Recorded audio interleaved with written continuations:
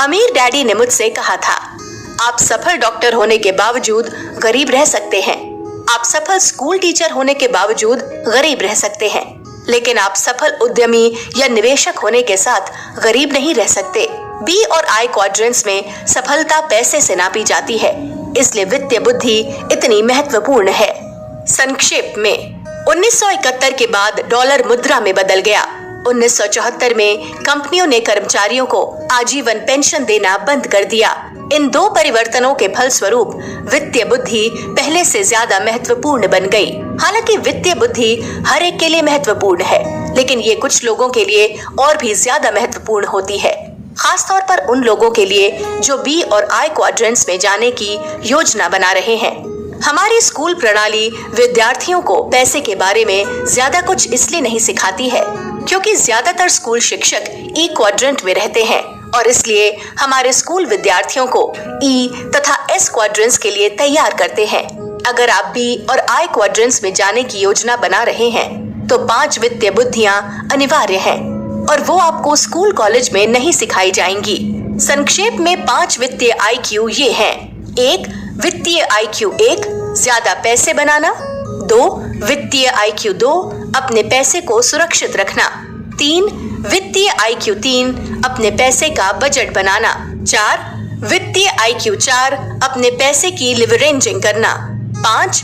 वित्तीय IQ 5, अपनी वित्तीय जानकारी को बेहतर बनाना। वित्तीय बुद्धि वो बुद्धि है जिसका इस्तेमाल करके हम अपनी विशिष्ट वित्तीय समस्याएं सुलझाते हैं। वित्तीय IQ हमारे परिणामों को मापता है और उन्हें संख्यात्मक करता है। आइए अब हम वित्तीय IQ 1 की ओर चलते हैं, ज्यादा पैसे बनाना। किंग्स पॉइंट न्यूयॉर्क में US मर्चेंट मरीन एकेडमी में 4 साल बिताने के बाद मैंने 1969 में स्नातक की डिग्री पूरी की। इसके बाद मैंने स्टैंडर्ड आइडल ऑफ कैलिफोर्निया के ऑयल टैंकर्स पर रहने वाली पहली नौकरी की। मैं कैलिफोर्निया, हवाई, अलास्का और ताहिती के बीच थर्ड मेट के रूप में जहाज पर आता जाता था। ये एक बेहतरीन कंपनी में बेहतरीन नौकरी थी। मुझे सिर्फ 7 महीने तक काम करना पड़ता था और इसके बाद 5 महीने की छुट्टी मिलती थी। इसके अलावा मुझे इसमें संसार की सैर करने का मौका मिलता था और वेतन भी काफी अच्छा था, $47,000 सालाना, जो 2008 के $1,40,000 जितना था। 1969 में कॉलेज से निकलते युवक के लिए $47,000 का वेतन काफी अच्छा माना जाता था, लेकिन मेरे कुछ सहपाठियों की तुलना में मेरा वेतन कम था।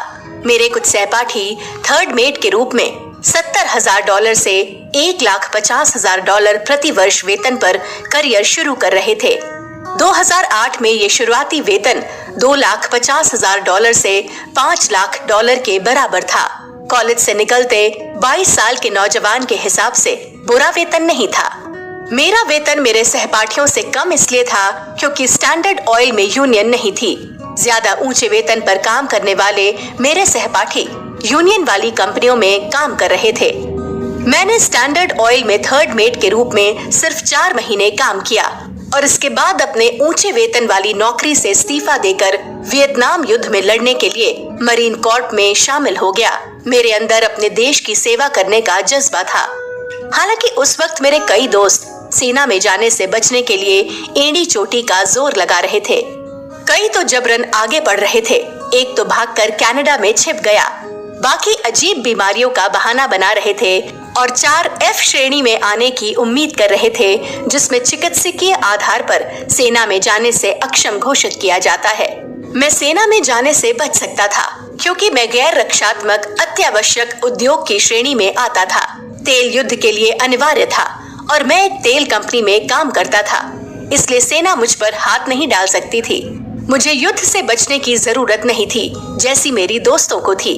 दरअसल मेरे कई दोस्त तो इस बात पर हैरान हुए कि मैंने स्वेच्छा से सेना में जाने का निर्णय लिया। मुझे इसकी जरूरत नहीं थी, मैं तो ये काम करना चाहता था। मेरे लिए युद्ध में जाना और लड़ना निर्णय का सबसे मुश्किल हिस्सा नहीं थे। मैं 1966 में वियतनाम में जा चुका था, जहां मैंने विद्यार्थी के रूप में कैम रन बे में कार्गो ऑपरेशंस का अध्ययन किया था। मेरे नादान दृष्टिकोण से युद्ध काफी रोमांचक सा दिख रहा था। मुझे लड़ने, मारने और संभवतः मारे जाने की चिंता नहीं थी। मेरे निर्णय का सबसे मुश्किल हिस्सा ये था कि इससे मेरा वेतन बहुत कम हो रहा था। मरीन कॉर्प के सेकंड लेफ्टिनेंट्स को $2,400 सालाना मिलते थे।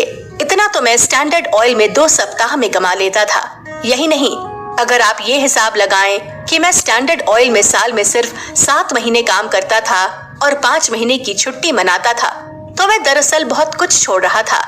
मैं 7 महीनों के हिसाब से हर महीने लगभग $7,000 कमा रहा था और फिर 5 महीने की अवैतनिक छुट्टी ले रहा था, जिसमें नौकरी से निकाले जाने का कोई डर नहीं था। बुरा सौदा नहीं। आज भी कई लोग इस सौदे को स्वीकार कर लेंगे। जब मैंने स्टैंडर्ड ऑयल को बताया कि मैं अपने देश की सेवा करने के लिए कंपनी छोड़कर जा रहा हूँ, तो इसने देशभक्त कंपनी के अनुरूप प्रतिक्रिया की। इसने कहा कि मैं वहाँ दोबारा नौकरी कर सकता हूँ, बशर्ते मैं जीवित लौट आऊं। इसने उदारता से ये पेशकश की कि ये सेना में मेरे कार्यकाल को वरिष्ठता के लिए जोड़ लेगी। आज तक मुझे याद है कि जब मैं मार्केट स्ट्रीट पर उनके सैन फ्रांसिस्को ऑफिस से बाहर निकल कर आया था, तो मेरे पेट में खलबली मची थी। मैं खुद से पूछता रहा, तुम क्या कर रहे हो?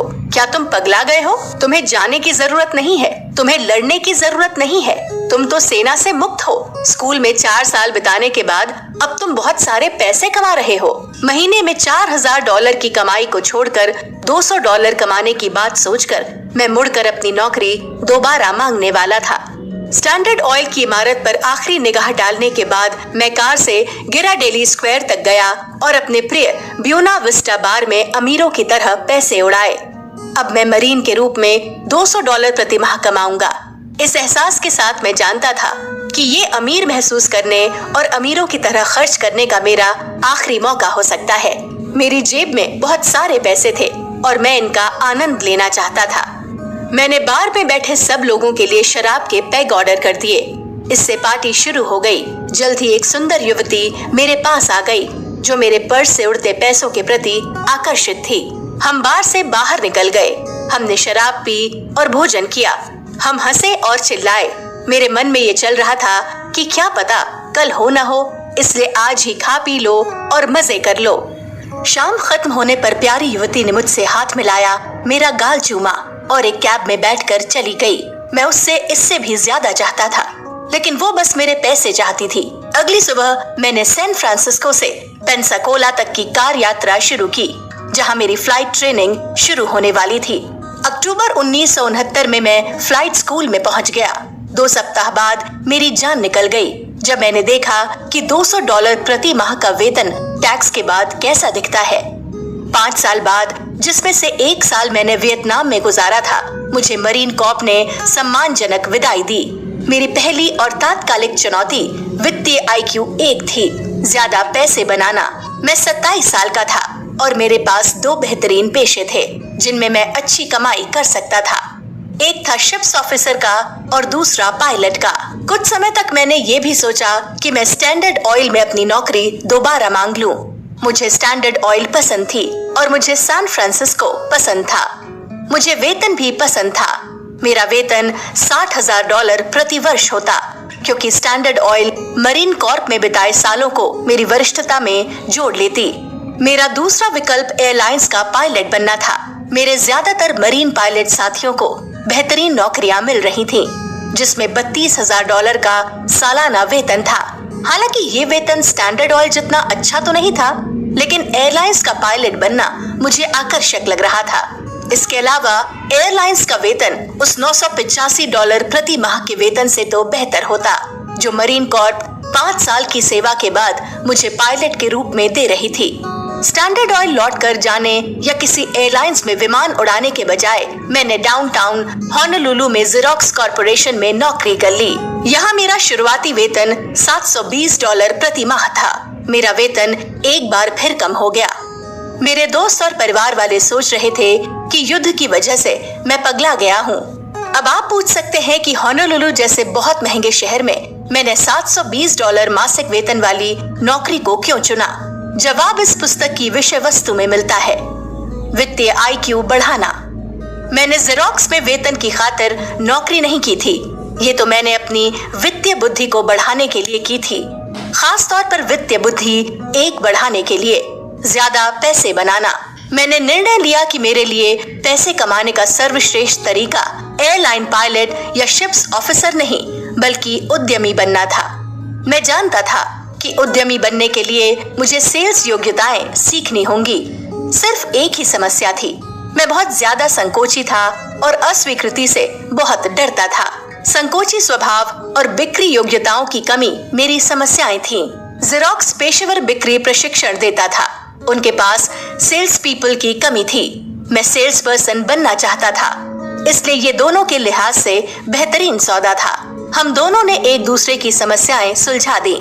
नियुक्त करने के बाद कंपनी ने मुझे जल्दी ही लीसबर्ग वर्जीनिया में अपने कॉर्पोरेट प्रशिक्षण मुख्यालय भेज दिया। यहाँ मेरा बिक्री प्रशिक्षण औपचारिक रूप से शुरू हुआ।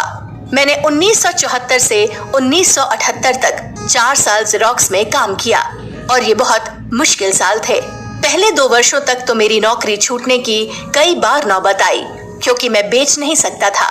न सिर्फ मैं बेच नहीं सकता था और नौकरी छूटने का डर था, बल्कि मैं पैसे भी नहीं बना पा रहा था। लेकिन मेरा लक्ष्य होनोलुलु में कंपनी का शीर्ष सेल्समैन बनना था और मैंने संकल्प के साथ अपनी चुनौतियों का सामना किया। पहले 2 वर्षों के बाद बिक्री प्रशिक्षण और जमीनी अनुभव का फल मिला। जब मैं आखिरकार होनोलुलु शाखा में नंबर 1 बनने के लक्ष्य तक पहुंच गया, मैंने संकोची होने और अस्वीकृति से नफरत करने की समस्या सुलझा ली थी और बेचना सीख लिया था। इससे भी अच्छी बात, मैं शिप्स ऑफिसर या एयरलाइन पायलट के रूप में जितना कमाता, अब उससे बहुत ज्यादा कमा रहा था। अगर मैं युद्ध के बाद सीधे स्थायी नौकरी कर लेता, तो मैं कभी अस्वीकृति के अपने डर और संकोच से नहीं उबर पाता और मुझे इन चुनौतियों का सामना करने और उन पर विजय पाने का पुरस्कार भी नहीं मिल पाता। जेरोक्स के अपने अनुभव से मैंने एक मूल्यवान सबक सीखा। समस्या सुलझाना ही दौलत का मार्ग है। एक बार जब मैं अपने लक्ष्य तक पहुंच गया और बिक्री में नंबर 1 बन गया, तो मैंने अपनी अगली चुनौती का सामना करने के लिए इस्तीफा दे दिया। व्यवसाय बनाना। जिसने भी अपना खुद का व्यवसाय बनाया है, वो जानता है कि पहली समस्या वित्तीय IQ 1 होती है, ज्यादा पैसे बनाना। चूंकि मेरे पास 0 पैसा था, इसलिए मुझे वित्तीय IQ 1 को तेजी से सुलझाने की जरूरत थी।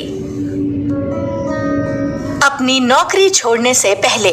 अपनी पुस्तक before you quit your job में मैं पहला बड़ा व्यवसाय बनाने की प्रक्रिया के बारे में लिख चुका हूँ, जिसमें मैंने नायलॉन और वेल्क्रो के पहले सर्फर वॉलेट्स बेचे थे। उस पुस्तक में मैंने उन 8 घटकों के बारे में लिखा था जिनसे व्यवसाय बनता है।